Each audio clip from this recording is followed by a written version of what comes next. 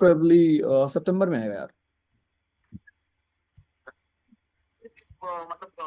यार मैं अभी हाँ मैं अभी क्लास में हूँ, ठीक है, आप प्लीज सितंबर में मुझे मैसेज कर देना, ठीक है।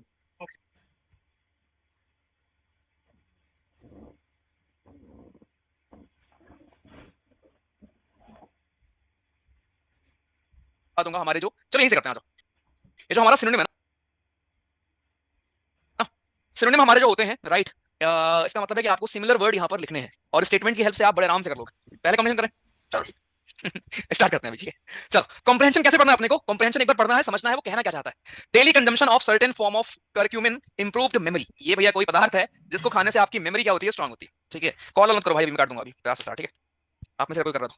Daily consumption of certain form of curcumin improved memory and mood in people with mild age related memory loss. ठीक है भैया, आराम से क्लियर, बढ़िया। The research examined the effects of an easily absorbed curcumin supplement on memory performance in people without dementia, as well as curcumin's potential impact on the microscopic plaque entangled in the brains of people with Alzheimer disease. ठीक है भैया। Found in turmeric, curcumin has previously been shown to have anti-inflammatory and antioxidant properties. किसमें, हमारे करक्यूम में होती है, ये laboratory studies में बालक प्रूव हुआ है, ठीक है। एक चीज और मैं बोलना चाहूंगा, कल के गूगल फॉर्म में काफी आप लोगों ने अच्छा किया था, तो वेरी गुड यार, ठीक है। शायद आसान था कंपेटिवली इसलिए किया था, बट मेरे को ऐसे मैसेज आए थे कल इवनिंग में कि हाँ भैया फिजिक्स में ऐसा था पहले और अभी ऐसा लग रहा है, तो अच्छा लगा मुझे पढ़ के, ठीक है। तो थोड़ा सा लेवल अप करेंगे नेक्स्ट टेस्ट में, लेकिन हाँ, उसको आप रिवाइज करते रहिए बढ़िया से। चलिए, it has also been suggested as a possible reason that senior citizens in India, where curcumin is a dietary staple, have a lower prevalence of Alzheimer's disease and better cognitive performance। ठीक, तो एक बार आपने पढ़ा तो यहाँ आपको समझ में आया कि करक्यूमिन नामक कोई ऐसा पदार्थ है जिसकी विशेषताएं हमको यहाँ पर बताई गई, राइट। उसके बारे में हमको कुछ ना कुछ दोस्त यहाँ पर समझाया गया है, कुछ ना कुछ आपको यहाँ पर बताया गया है, ओके। इसी को जरा हम यहाँ पर समझने वाले। तो पहले जरा बात करेंगे क्वेश्चन नंबर 21 की। उसने बोला which of the following statements are true. यहाँ पर कौन से आपके स्टेटमेंट हमारे सही है, स्टेटमेंट सही हमारे कौन से हैं। Senior citizen in India have high level of Alzheimer disease because of consumption of turmeric. उसने बोला कि एज पर पैसेज यहाँ पर कौन सा स्टेटमेंट हमारा सही है, दोबारा पढ़ो, छोटा सा पैसेज है, दोबारा पढ़ते हैं यहाँ पर। The research examined the effect of an easily absorbed curcumin supplement on memory performance in people with dementia, as well as curcumin's potential impact on the microscopic plaque and tangled in the brains of people with Alzheimer disease. Found in turmeric, curcumin has previously been shown to have anti-inflammatory and antioxidant properties in laboratory studies. It has also been suggested as a possible reason that senior citizen in India, where curcumin is a dietary staple, right, have a lower prevalence of Alzheimer. मेरे भाई, lower की बात हो रही है, higher की बात नहीं हो रही है, राइट। तो सीनियर सिटीजन में जहां पे जिनके खाने में भोजन में आपको मिलता है करक्यूमिन, उनमें आपको एल्जाइमर डिसीज का लोअर प्रिवेलेंस, लोअर कम प्रवचन, क्या बोलेंगे हिंदी में उसको, प्रवचन नहीं, एक पास एक वर्ड होता है, मतलब वो चीज कम देखने को मिलती है, ठीक है। तो भैया पहला ही रॉन्ग हो गया। देखो कितना सुंदर क्वेश्चन था। पहले उसने बोला है कि सीनियर सिटीजन हमारे हाई लेवल नहीं, हाई लेवल नहीं, लोअर प्रेवलेंस का मतलब होता है प्रचलन, हाँ कम प्रचलन होता है, एग्जैक्टली, ठीक। दूसरा, senior citizen in India do not have high prevalence of Alzheimer because of consumption of turmeric. बिल्कुल सही बात है। Consumption of turmeric enhances cognitive performance, बिल्कुल सही बात है, बुढ़ापो में यही होता है। करक्यूमिन इज एन एंटीऑक्सीडेंट लिखा हुआ था यहाँ पर, ये देखिए तीनों हमारे सही है, पहला हमारा रॉन्ग। हाँ जी, आप बताइए, अच्छा लगा क्वेश्चन।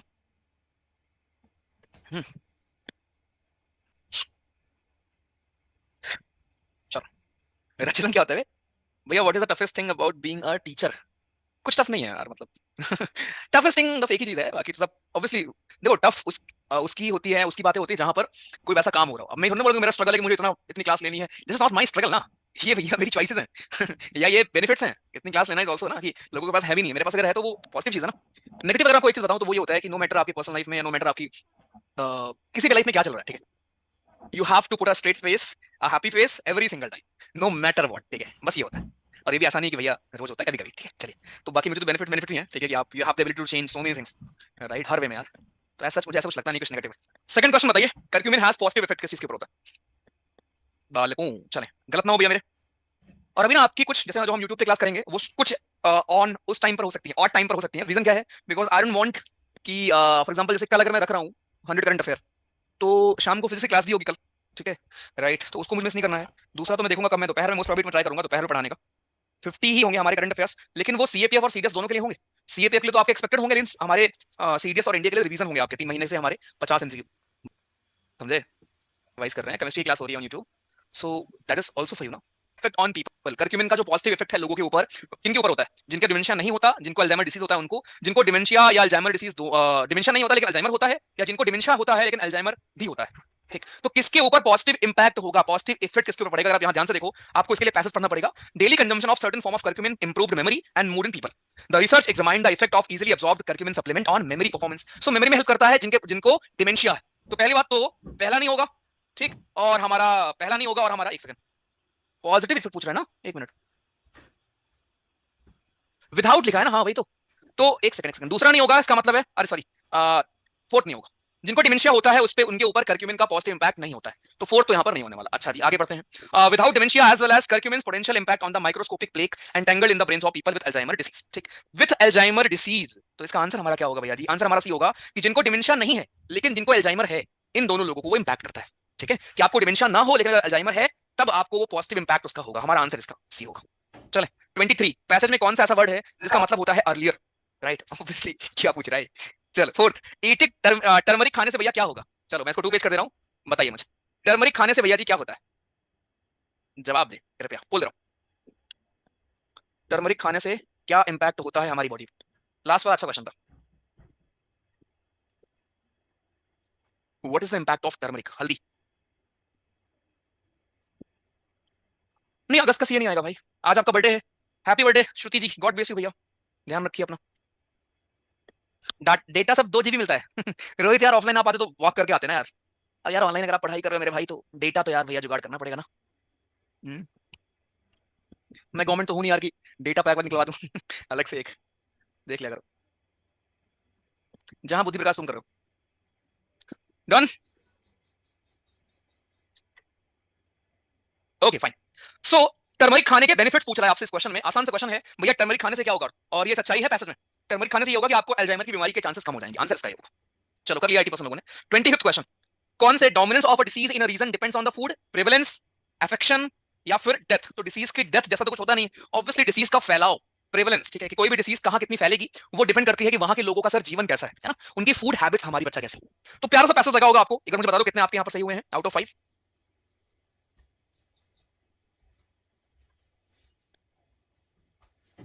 4 सारे सही हैं, पांचों सही हैं। ये ना, ये आपका सही होता लेकिन क्योंकि आपको पैसेज दिख नहीं रहा था इसलिए आपने गलत किया होगा, है ना। चलो कोई बात। चलिए सर, नेक्स्ट पैसेज पर आते हैं, पैसेज नंबर 2। ध्यान दीजिएगा अब ना, अच्छे से एक बार आप भी रीड करो, मैं भी करता हूं, चलो साथ में। एग्जाम में भी ऐसे करना है, आपके एफकैट में केवल 3 क्वेश्चन ऐसे मिलेंगे, उसके लिए आपने इतनी प्रैक्टिस की है sir.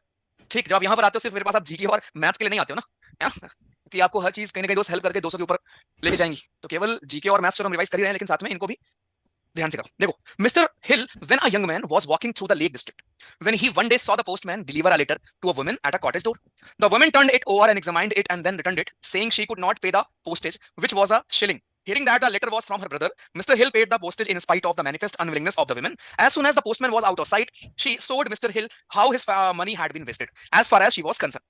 Tick. The sheet was blank. There was an agreement between her brother and herself that as long as all went well with him, he should send a blank sheet in this way once a quarter, and she thus had tidings of him without expense of postage. अब ना यहाँ पे आपका ध्यान थोड़ा सा भटक गया था, दोबारा पढ़ो। Mr. Roland Hill, when a young man was walking through the Lake District, when he one day saw a postman deliver a letter to a woman at a cottage door. ठीक, the woman turned it over and examined it and then वापस कर दिया उसने, saying she could not pay the postage, जो भैया postage देना पड़ता है वो पे नहीं कर पाएगी, ऐसा उसने बोला, which was a shilling. Shilling एक आपकी करेंसी बेसिकली होती है हमारी, है ना, 1 shilling, right. He hearing that the letter was from her brother, जब उसको ये पता चला कि यार लेटर उसके भाई से था, तो mister Hill paid the, mister Hill ने उसके बिहाफ पर पे किया पोस्टेज को, in spite of the manifest unwillingness of the woman. As soon as the postman was out of sight, she showed Mr. Hill how his money had been wasted as far as she was concerned. The sheet was blank. There was an agreement between her brother and herself that as long as all went well with him, he should send a blank sheet in this way once a quarter, and she thus had tidings of him without expense of postage. क्या सही बंदे थे भाई, इसका भाई बहुत चालाक था, भाई कह रहा था तुमको अगर कहीं बाहर था, राइट, अगर मैं ठीक रहूंगा तो मैं ऐसे ब्लैंक लेटर भेजता रहूंगा, तुमको खोलने की नीड ही नहीं होगी, तो पोस्टेज लगा ही नहीं। लेकिन मिस्टर हिल इंप्रेस करने के चक्कर में लड़की को, लो भैया आ जाओ। Question number 26, the story uses irony as a technique because, हाँ जी बोल रहा हूँ, बुरा हुआ भाई के साथ। स्कैम हुआ, स्कैम। चलो पूर्ण जवाब दो। Sorry, the story uses irony as a technique, भैया जी स्टोरी आयरनी को यूज करती है टेक्निक के फॉर्म में, क्यों? इसको हम आयरनी क्यों बोलेंगे? भैया जिस दिन आपका टेलीग्राम पे मैसेज नहीं आता खाली खाली लगता है, अरे भाई मैं खुद ही खाली हो गया हूँ भाई। कोई नहीं, एक minute Nitesh. Man was walking through the Lake district, अरे कोई आ जाता है भाई ऑफिस ऑफिस में तो भाई थोड़ा सा फर्ज बनता है ना, खिलाना पिलाना भी होता है, ये भी सारा देखना होता है यार कि कौन आया ऑफिस में, भैया हमारे एक साथ नहीं बैठे हैं, कभी घर वाले आ जाते हैं, घर वाले का मतलब है आसपास के लोग, ठीक है भैया। आफ्टर एग्जाम के बाद भी ये क्लास ऑब्वियसली यार इसमें फिर तो देखो आप जब हो जाएगा ना, तो यहाँ पे फिर हम ज्योग्राफी ऐड करेंगे, इसमें ज्योग्राफी की प्रैक्टिस मस्त, टेंशन मत लो तुम। चलो देखो, उसने बोला स्टोरी, दीदी ने सॉरी ये स्टोरी जो हमारी है इसमें आयरनी यूज क्यों हुई है। आयरनी का मतलब पता क्या होता है? आयरनी आपने अगर सोशल मीडिया का यूज किया होगा तो वहां पे ऐसे लिखा होता है कि आयरनी यूज की, ये हो गया वो हो गया। आयरनी इसलिए थी बिकॉज पहले में लिखा हुआ है कि the women returned her own brother's letter without opening it, कि भैया उसने बिना ओपन किए लेटर को वापस कर दिया, इसलिए आयरनी थी। दूसरा, the women broke the agreement of receiving blank letters to convey well being of her brother. तीसरा, mister Hill accepted the letter address to the women. और चौथा, in the modern times a brother has no time to write a letter. तो यार देखो यहां पर तो कोई सेंस बन नहीं रहा है, बच्चे हमारे तीन ऑप्शन अगर आप दोबारा पढ़ो। Mister Roland Hill when a young man was walking through Lake District when he one day saw postman deliver a letter to women at a cottage, the woman turned it over and examined it and then return. उसने ऊपर से देखा खाली है, वापस भेज दिया, saying she could not pay the postage which was a shilling. ठीक, hearing that the letter was from her brother, Mr. Hill paid the postage in spite of the manifest unwillingness of the women. As soon as the postman was out of sight, she showed Mr. Hill how his money had been wasted.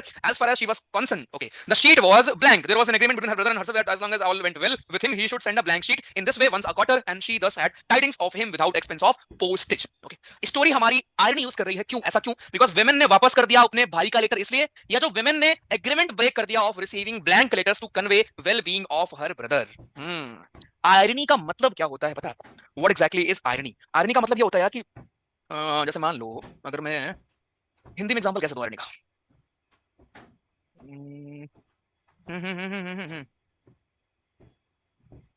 Okay, हाँ, अगर मैं लिखूं ध्यान से देखना, the name of my elder son, ठीक है, the name of my elder son is Chhotu. समझे? The name of my elder son, मेरे बड़े बेटे का नाम छोटू है। इसी को बोलते हैं आयरनी, इससे बेटर एग्जांपल मैं नहीं सकता भाई। ठीक है, तो द नेम ऑफ माई बड़े बेटे इज इज छोटू। तो यार आयरनी का मतलब ये होता है कि आप जो बोल रहे हो यार, ठीक है, उसमें वो भेद है, मतलब कि जो आप कह रहे हो राइट, उसमें और जो एग्जैक्ट है उसमें थोड़ा सा अंतर है। तो इसका आंसर मेरे हिसाब से बी होगा, the women broke the agreement of receiving blank letters to convey well being of her brother. Right, broke the, उसने ये पूरी स्टोरी के बारे में पूछा हुआ है, ठीक है, कि पूरी स्टोरी में आयरनी एक टेक्निक के फॉर्म में यूज हुआ है। आयरनी यहाँ पर आई क्यों? आयरनी यहाँ पर इसलिए आ पाई बिकॉज यहाँ पर जो हम कर क्या रहे हैं, जो आपका ट्रेडिशन था कि लेटर नहीं लेना है, वो ट्रेडिशन हमारा ब्रेक हुआ है। ठीक, वो ट्रेडिशन ब्रेक हुआ है और उससे उसको हाल भी पता चला है। इसका आंसर बी होगा, ए नहीं होगा। ए में तो जो हुआ है वो बता रहे हैं आप। ठीक है, थोड़ा डिफिकल्ट क्वेश्चन था ये। चलो 27th, the women return the letter to the postman. क्यों दीदी ने वापस क्यों कर दिया? Because she could not pay the postage, the letter was not addressed to her, she already knew the contents of the letter. Obviously उसको पता था अंदर इसमें क्या है भैया, ब्लैंक है, राइट, इसलिए उसको उसने वापस कर दिया। Mister Hill paid the postage because, बताइए, बोल दे रहा हूं 28। क्वेश्चन नंबर 28, पोल में जवाब दीजिए।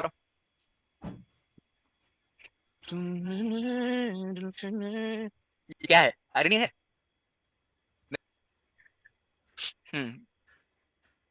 ओके, बिल्कुल सरकास्टिक वे में कह सकते हो, करेक्ट।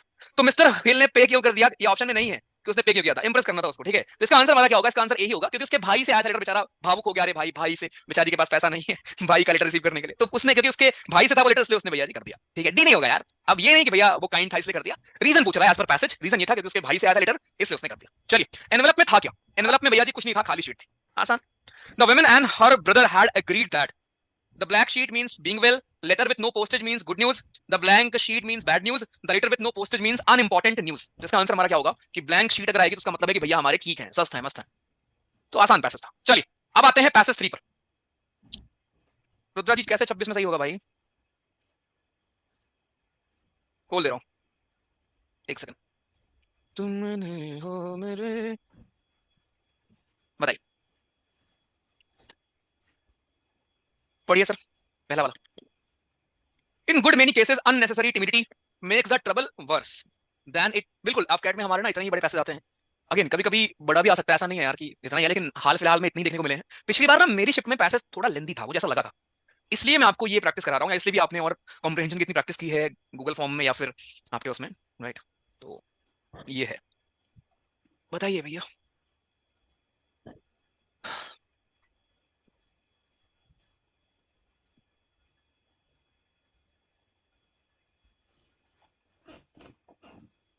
आंसर पढ़ना। makes the trouble worse than it needs to be. Public opinion is always more tyrannical towards those who obviously fear it than towards those who feel indifferent to it. इनका break खत्म करो भाई, बिठाओ उनको। ठीक है, a dog will bark more loudly and bite more easily when people are afraid। कहने का मतलब आप जितना डरोगे दुनिया आपको उतनी डराएगी। ये है हमारा पैसेज। पैसेज का सार क्या है? जितना आप डरने वाले हैं दुनिया आपको उतना दबाएगी, जितना आप दबेंगे दुनिया उतनी दबाएगी आपको. If you show that you are afraid of them you give promise of good hunting, whereas if you show indifference they begin to doubt their own power and therefore tend to let you alone. Okay चलिए, पहला question था if we are afraid of public opinion the attitude of the people towards us. अगर भैया जी हम public opinion से डर रहे हैं तो जो लोगों का एटीट्यूड हमारी तरफ होगा वो कैसा होगा? राइट उनका एटीट्यूड हमारी तरफ भैया जी कैसा होगा? सिंपैथेटिक होगा? क्या वो सिंपैथी प्रोवाइड करेंगे? नहीं. इंडिफरेंट होगा? नहीं. एडमायर करेंगे हमको? नहीं. क्या करेंगे? रूथलेस हो जाएंगे, एकदम एकदम चढ़ जाएंगे सर पर. ऐसे कैसे भैया? तो इसको करने में क्यों दिक्कत हुई आपको भैया मेरे? अच्छा आपने एग्जैक्ट वर्ड ढूंढ लिया होगा, है ना? अरे इनडिफरेंट का मतलब क्या होता है पता है? इनडिफरेंट का मतलब होता है कि भैया जी एक वर्ड होता है हिंदी में क्या बोलेंगे, साधारण, है ना? उदासीन. एग्जैक्टली उदासीन होना किसी के प्रति. राइट तो यहां उसने बोला कि in good many cases unnecessary timidity makes the trouble worse than it needs to be. Public opinion is always more tyrannical towards those who obviously fear it, right, than those who feel indifferent to it. अरे भाई कह रहा है जो डरते हैं उनके लिए ज्यादा टिरनिकल होगा, मतलब कि उनके लिए ज्यादा वो चीज रूथलेस होगी, ज्यादा खतरनाक होगी. चलें second. The statement a dog will bark more loudly and bite more easily when people are afraid of him than when they treat him with contempt. इसका मतलब क्या हुआ? क्वेश्चन नंबर 32 बताइए मुझे. बताओ भैया.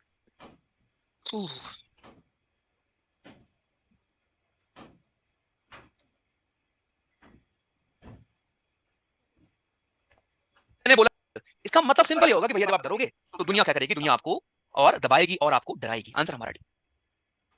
That is, the author compares men with dog in respect of. Author ने men को कंपेयर किया है डॉग से. किस रिस्पेक्ट में? Attacking others without reason when they are weak, barking and biting, faithfulness to the master. Last question को 96% लोगों ने सही किया है. गुड. बताइए.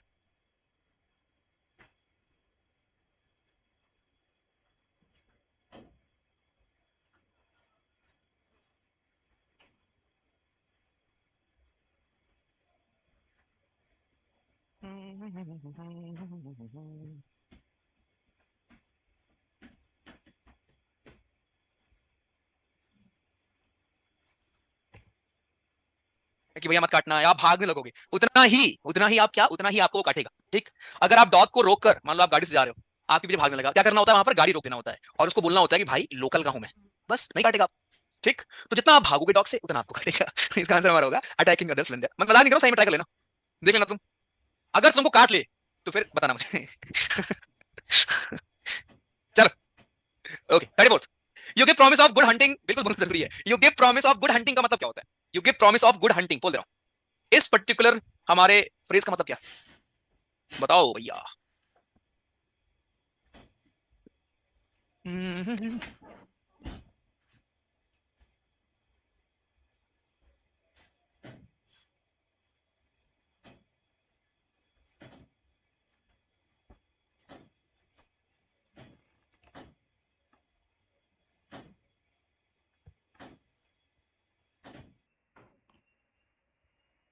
कह रहे हो कि डॉग से कंपेयर कैसे किया है?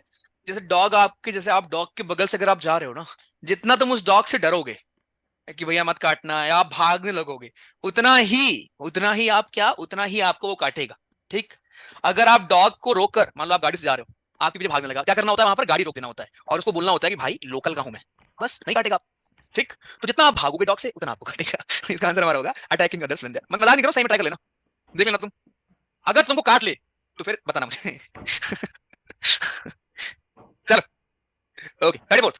You give promise of good hunting. बिल्कुल बहुत जरूरी है. You give promise of good hunting का मतलब क्या होता है? You give promise of good hunting बोल दे रहा हूं. इस पर्टिकुलर हमारे फ्रेज का मतलब क्या है? बताओ भैया.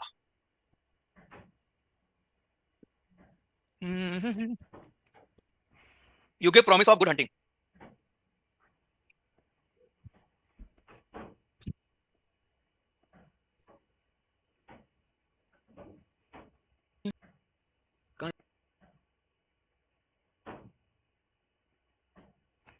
शिवेंद्र. अच्छा ठीक है, ठीक ठीक ओके ठीक. हो गया भैया. हाँ जी. You give promise of good hunting means, इसका मतलब क्या होता है? You give promise of good hunting का मतलब क्या होता है? चलो गुड, शाबाश. आंसर इसका होगा ए. अरे भाई देखो, आप अगर ये बोल रहे हो, यहाँ पे आते हैं, यहाँ कहाँ था ये, कहीं लिखा था ना, ये देखो. If you show that you are afraid of them, अगर आप किसी के सामने बेचारा बनोगे, किसी के सामने अपने आप को कमजोर दिखाओगे, तो आप क्या हो? आप यार अपने उसको अपने आप को उसके सामने आप पेश कर दे रहे हो कि लो भैया मैं तो भैया ऐसे ही हूँ, जो करना कर लो भैया, दबा दो मुझे, राइट, मार दो मुझे. तो मतलब आप ये शो कर रहे हो यार कि आप वनरेबल हैं, कमजोर हैं आप, ये आप शो करते हैं. आंसर इसका हमारा ए होगा.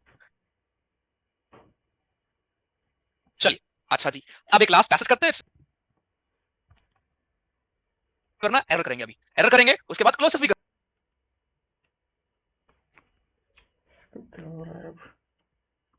कर लेंगे, मस्त मजा आएगा तीनों में। चलो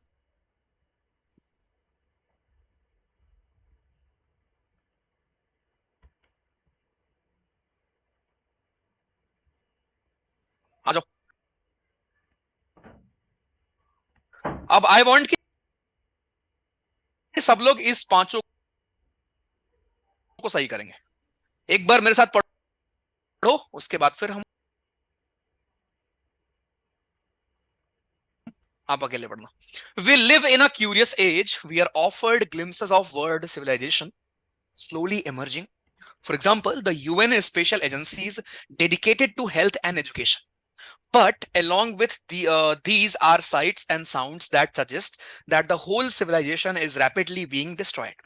Two official policies clash, and instantly embassies are attacked by howling mobs of students, at once defying law, custom, and usage.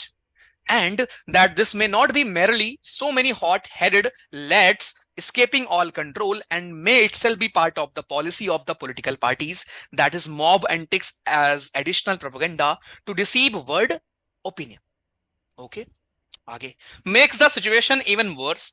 Parties have always been dishonest, but now it seems as if power mania is ready to destroy those civilities that make international relations possible. There is something even worse. What inspires these students to burn cars and book is not their political enthusiasm, but a frenzied delight in destruction. मजा आता है, ठीक है, मजा आता है जलाने में, ऐसा ये कह रहे हैं कि भैया जी हम एक क्यूरियस एज में रह रहे हैं जहां पर वर्ल्ड सिविलाइजेशन का के बारे में यहां बात है और यूथ के बारे में कुछ बात है। ठीक, चलिए ये सबसे अच्छा पैसेज मुझे लग रहा है अभी तक का। पहला पढ़ते हैं। The author calls our age curious. Author ने हमारे एज को क्यूरियस क्यों बोला, दोबारा पढ़िए। We live in a curious age, we are offered glimpses of world civilization slowly emerging. For example, UN special agencies dedicated to health and education. But along with these are sights and sounds that suggest that whole civilization is rapidly being destroyed. कह रहा है कि हमारे पास बहुत अच्छी चीजें हैं focus करने के लिए, लेकिन at the very same time बहुत सी चीजें हमारी डिस्ट्रॉय हो रही, right. Two official policies clash हो रहे हैं हमारे। ओके, एम्बेसीज आर अटैक्ड, लोग एम्बेसी को अटैक कर रहे हैं, जो स्टूडेंट्स का मॉब है वो एम्बेसी को अटैक कर रहा है, लोग लॉ अपने हाथ में ले रहे हैं। तो इसके ऊपर हमारा ये पैसेज है। चलिए, अब इसीलिए ऑथर ने क्यों बोला है हमारी एज को क्यूरियस। ऑथर ने हमारी एज को क्यूरियस इसलिए बोला है because it is an age of science, इसलिए it is witnessing the emergence of civilization, इसलिए it is witnessing incidents that threaten to shake the very foundation of civilization, इसलिए, या it is an age of contradictions consisting of constructive as well as destructive activities. चलिए बोल दे रहा हूं, अब ये हो जाए। हाँ जी, 35।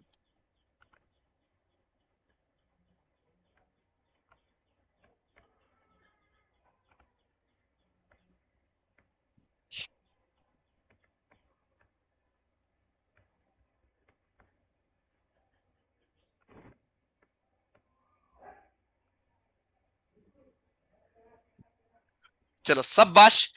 ये क्यूरियस इसलिए नहीं है कि भैया बहुत अच्छी चीजें हो रही हैं, बहुत बेकार चीजें हो रही हैं। ऑथर क्यूरियस इसलिए बोल रहा है क्योंकि भैया जी कुछ चीजें अच्छी हो रही हैं, कुछ चीजें बेकार हो रही हैं, कुछ चीजें ऐसी हैं, कुछ चीजें हमारी वैसी हैं, ये है हमारी, ठीक है, इसलिए वो बोल रहा है। ठीक, 36 question. It is deplorable to witness mob attacks on embassies following a clash of policies of two official policy maker. कह रहा भैया यहां पर कि ये हमारा डिप्लोरेबल है विटनेस करना मॉब अटैक्स को एम्बेसीज के ऊपर, ऐसा क्यों बोल दे रहा हूं। आ जाओ लक्ष्य, आ जाओ गाइस, वेट करना जरा।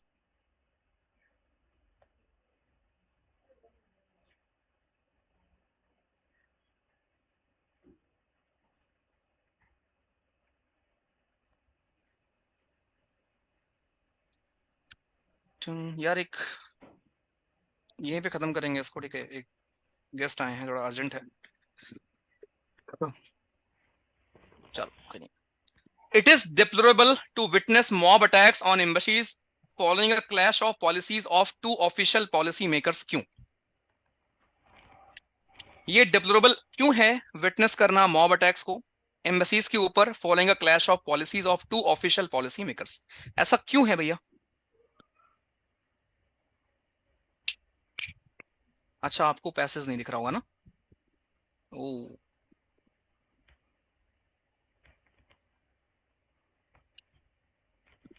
पढ़िए।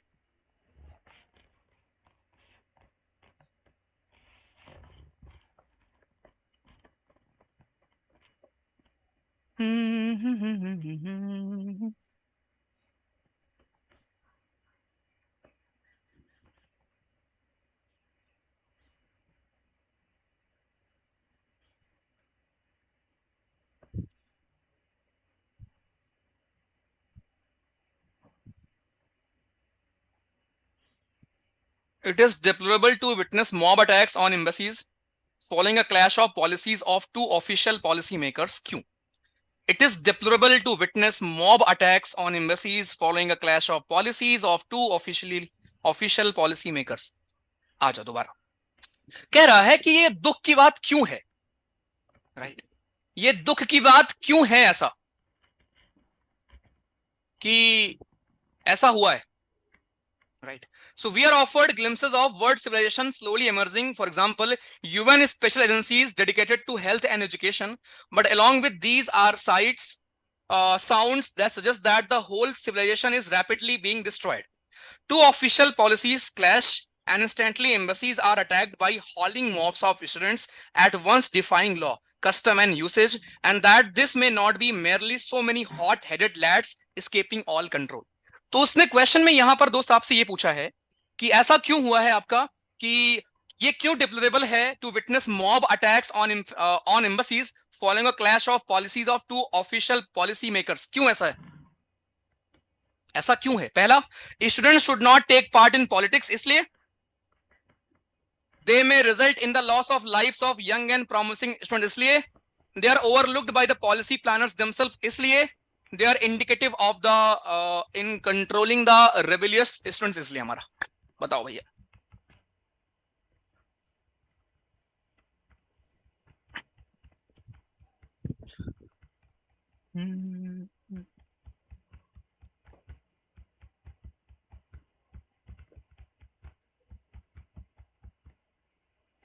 उसको बोलता है So it is deplorable to witness mob attacks on embassies following a clash of policies of two official policy makers, because students should not take part in politics. They may result in the loss of lives. They are overlooked by the policy planners themselves, या फिर D? सी होगा इसका answer, ठीक है? कि ये sad इसलिए है बिकॉज उनको खुद ही क्या किया गया है, पॉलिसी प्लानर्स ने ओवरलुक किया हुआ है, ठीक है? मतलब उन पे ध्यान नहीं दिया है, इसलिए उनके लिए क्या है, ये सैड है। 37 question. One aspect of mob, मैं कर दे रहा हूं बिकॉज एक थोड़ा अर्जेंट है यार, ठीक है? कोई आया हुआ है। One aspect of mob indulging in violence and arson is that they, एक एस्पेक्ट क्या है ऐसे लोग जो आपके इंडल्ज होते हैं, वो ये है कि ये हमारे पॉलिटिकल आइडियोलॉजी से भैया मोटिवेटेड भी हो सकते हैं। और लास्ट में बोला है डिमोलिशन का हमारा मतलब क्या है? डिमोलिशन का मतलब आपका होता है ऑब्वियसली डिस्ट्रक्शन, ठीक है? तो ये थे हमारे 4 passage, right? Really sorry I have to go, right? एक अर्जेंट है जरा यहाँ पर, ठीक है? आई होप यू अंडरस्टैंड यार, ठीक है?